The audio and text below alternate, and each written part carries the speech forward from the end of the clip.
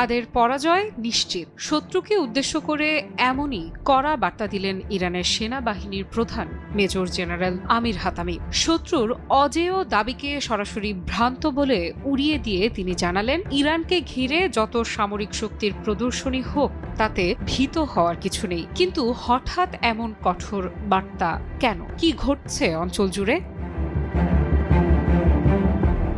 Major general আমির Hatami বলেন, শত্রুরা ধারণা করেছিল ব্যাপক সামরিক মোতায়েন দেখিয়ে ইরানকে চাপে ফেলা যাবে। বিমানবাহী রণতরী, যুদ্ধ বিমান, ক্ষেপণাস্ত্র সবকিছুর প্রদর্শন ছিল তাদের কৌশলের অংশ। কিন্তু বাস্তবে তারা প্রত্যাশার চেয়ে ভিন্ন এক দৃশ্য দেখেছে দৃঢ়, সংগঠিত এবং আত্মবিশ্বাসী ইরানকে।